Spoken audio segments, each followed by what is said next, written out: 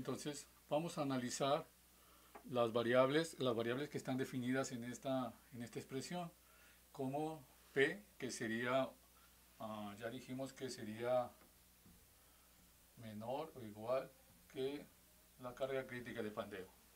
El área, pues es el área de la columna, sería la base por la altura de la columna. Y vamos entonces a definir esa área. Nosotros tenemos la columna,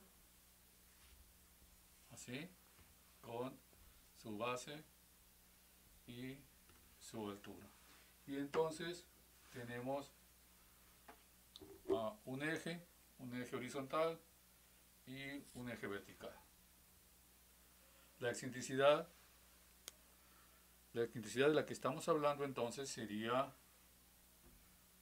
por ejemplo, hacia acá, en este eje. Solamente tenemos entonces la excentricidad en un plano. Esto sería E, y ese es el punto de aplicación de la carga como excéntrica. Luego también aparece el valor de C. El valor de C sería la distancia que hay desde el centroide hasta la fibra más alejada en la dirección de la excentricidad.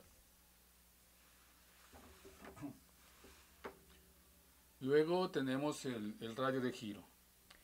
El radio de giro dijimos que era igual a la raíz de la inercia sobre el área.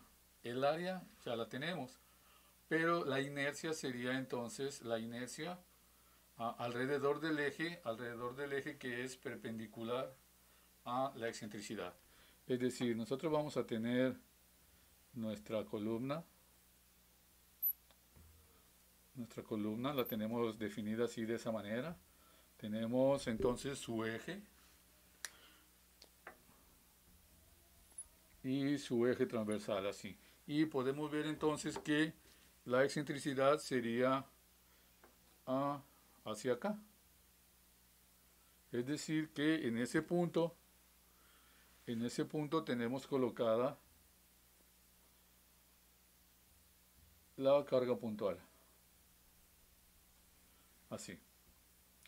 Y entonces nosotros podemos ver que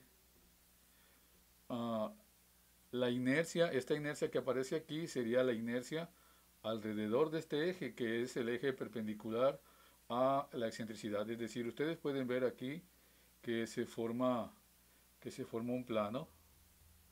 Ese es el plano de la excentricidad, y entonces la inercia sería alrededor del eje perpendicular a la excentricidad. Es decir, esta es la excentricidad, de aquí a aquí está C, y entonces la inercia es precisamente alrededor de este eje, que es hacia donde se está dando el giro. Es decir, que nosotros vamos a tener la columna, vamos a tener su centroide, y luego vamos a tener la carga P. Aquí tenemos la excentricidad, y entonces esta columna se va a deformar de esta manera. Por lo tanto, está girando alrededor de este eje que sale, es decir, el momento es en esta dirección. Por lo tanto, la inercia alrededor de este eje es la inercia que vamos a encontrar, y es la que vamos a usar entonces en el radio de giro. La longitud sería igual a K por L si la columna tiene diferentes tipos de apoyo, es decir, si no está doblemente articulada, entonces usamos la longitud equivalente.